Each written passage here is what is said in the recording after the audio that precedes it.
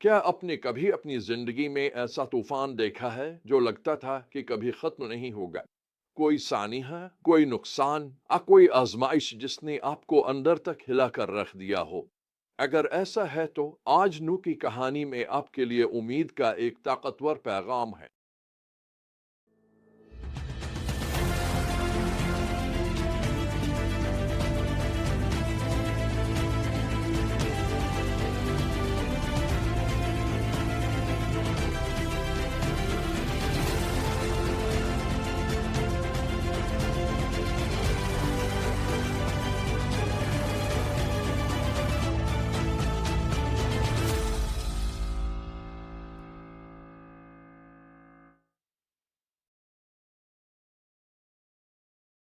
پیدائش 8 میں ہم بائبل کے شاندار کہانی کے سفر کو جاری رکھتے ہیں اور دیکھتے ہیں کہ وہ سیلابی پانی جو زمین کو ڈھانپے ہوئے تھا کم ہونا شروع ہو جاتا ہے۔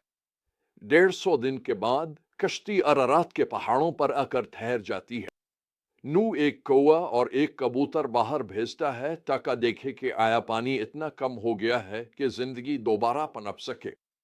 جب کبوتر ایک تازہ زیتون کا پتہ لے کر واپس آتا ہے تو نو جان لیتا ہے کہ ایک نیا آغاز قریب ہے۔ آخر کار 1 سال کشتی میں گزارنے کے بعد اودانو سے وہ الفاظ کہتا ہے جس آدمی کے لیے وہ بے تاب تھا: کشتی سے باہر آ جاؤ۔ پیدائش 8:16۔ کیا آپ تصور کر سکتے ہیں کہ نو نے اس لمحے میں کیسی خوشی اور سکون محسوس کیا ہوگا؟ طوفان ختم ہو چکا تھا، خطرہ ٹل چکا تھا، اب نئے سرے سے آغاز کرنے کا وقت تھا۔ لیکن اس سے پہلے کہ وہ کچھ اور کرتا، آیت 20 ہمیں بتاتی ہے کہ نو نے خداوند کے لیے ایک قربان گاہ بنائی اور تمام پاک جانوروں اور پاک پرندوں میں سے کچھ لے کر اس نے انہیں سوختنی قربانی کے طور پر پیش کیا۔ تاریخ کے سب سے تباہ کن واقعے سے بچنے کے بعد نو کا پہلا عمل عبادت کا تھا۔ وہ خدا کو اپنا نجات دہندہ تسلیم کرتا ہے اور اس کی وفاداری کے شکرانے کے طور پر قربانی پیش کرتا ہے۔ یہ ہمارے لیے کتنا طاقتور نمونہ ہے۔ جب ہم کسی طوفان سے گزرتے ہیں تو ہمارا پہلا رد عمل یہ ہونا چاہیے کہ ہم عبادت اور شکرانے کے لیے گھٹنوں کے بل جھک جائیں۔ نو ہمیں دکھاتا ہے کہ ایک نئے آغاز کو اپنانے کی کنجی یہ ہے کہ خدا کو مرکز میں رکھا جائے۔ یہ یاد رکھنا کہ وہی ہمیں سنبھالتا ہے، ہماری حفاظت کرتا ہے اور ہمیں مستقبل کے لیے امید دیتا ہے۔ جب نو کی قربانی کا دھواں آسمان کی طرف بلند ہوتا ہے تو خدا ایک قابل ذکر وعدہ کرتا ہے۔ وہ فرماتا ہے، پھر کبھی نہیں، کیا میں انسانوں کی وجہ سے زمین کو لعنت دوں گا؟ اور پھر کبھی میں تمام جانداروں کو اس طرح تباہ نہیں کروں گا جیسے میں نے کیا ہے۔ پیدائش باب 8 آیت 21۔ خداوند نو اس کی نسلوں اور ہر جاندار کے ساتھ ایک عہد قائم کرتا ہے، یہ اعلان کرتے ہوئے کہ وہ پھر کبھی زمین کو تباہ کرنے کے لیے طوفان نہیں بھیجے گا۔ اور اس دائمی عہد کی نشانی کیا ہے؟ بادلوں میں ایک قوس و قزح۔ ذرا اس پر غور کریں۔ سب سے تباہ کن طوفان کے بعد جو تصور کیا جا سکتا ہے، خدا آسمان پر اپنی وفاداری کی یاد دہانی کے طور پر ایک نشان بناتا ہے۔ وہ فیصلے کی ایک علامت کو لے کر اسے امید کی علامت میں بدل دیتا ہے۔ اور یہیں سے یہ کہانی میرے لیے ایک گہرا ذاتی رخ اختیار کر لیتی ہے۔ دیکھیے، میرا ایک بہترین دوست تھا جس کا نام کین تھا۔ ہم جوگنگ کے ساتھی تھے، لیکن وہ مجھ سے کہیں زیادہ اچھی فٹنس میں تھا۔ ہم اکثر ایک پہاڑی پر دوڑتے تھے جسے میں نے مشکل کا نام دیا تھا۔ کین ہمیشہ مجھ سے بہت پہلے چوٹی پر پہنچ جاتا اور پیچھے موڑ کر مجھے آواز دیتا۔ کین ایک خواب دیکھنے والا اور منصوبہ ساز تھا، بالکل میری طرح۔ ہم گھنٹوں اس بارے میں بات کرتے کہ ہم کس طرح دنیا تک مسیح کا پیغام پہنچا سکتے ہیں۔ پھر ایک دن مجھے ایک تباہ کن فون کال موصول ہوئی۔ کین ایک کار حادثے میں ہلاک ہو گیا تھا۔ وہ بہت جوان تھا، بے پناہ صلاحیتوں سے بھرپور۔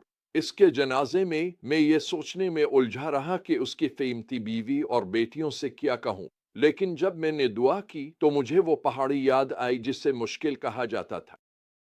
ऐसा लगा जैसे मैं कीन की आवाज जन्नत से सुन रहा हूं, जो कह रहा था, मैं जानता हूं कि मैं तुम्हें छोड़ गया हूं। ये एक सख्त पहाड़ी है चढ़ने के लिए, लेकिन तुम ये कर सकते हो, पहाड़ी के ऊपर, पहाड़ी के पार, पहाड़ी के बीच से पहाड़ी को फतह कर लो। आओ सामी, तुम ये कर सकते हो।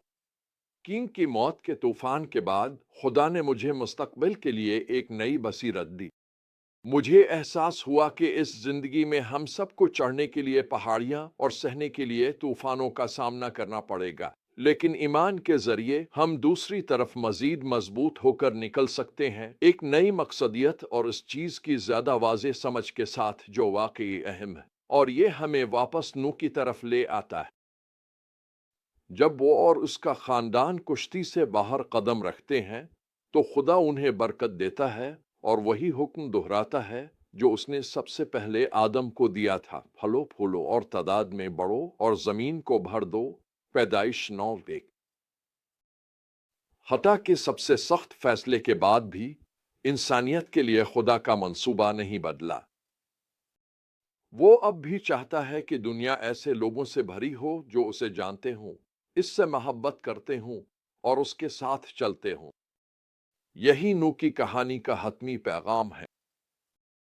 चाहे तूफान कितना ही गहरा हो या चैलेंज कितना ही मुश्किल क्यों ना हो, खुदा हमेशा अपने मकासद को पूरा करने के लिए काम कर रहा होता है। जब हम इस पर भरोसा करते हैं और फर्माबरदारी में कदम बढ़ाते हैं, चाहे ये दुनिया के लिए कितना ही नामुमकिन क्यों ना लगे, वो हमें एक नई शुरुआत की तरफ ले जाएगा जो उम्मीद से भरी होगी। बड़ा। तो अगर आज आप किसी तूफान का सामना कर रहे हैं, तो अपनी नजरें नए आगाज के खुदा पर जमाएं। नूह की तरह अपनी जिंदगी को उसकी वफादारी की मजबूत बुनियाद पर तामीर करें। आपका पहला रद्द अमल इबादत और शुक्रगुजारी का होना चाहिए। फिर इस नए आगाज में कदम रखें जो उसने आपके लिए तैयार किया है, और इसमें एतमाद के साथ कदम रखें, ये जानते हुए कि इसका मोहब्बत भरा अहद कभी नाकाम नहीं होगा, क्योंकि तूफान के बाद सूरज दोबारा चमकेगा, और जैसे बादलों पर कौस व कज़ा बनी होती है, इसी तरह इसका फजल एक नई शुरुआत और शानदार मुस्तकबिल का रास्ता रोशन करेगा। तो आगे बढ़ते रहें। हर तूफान के इस पार उन लोगों के लिए नई शुरुआत मौजूद है जो ईमान के साथ चलते हैं।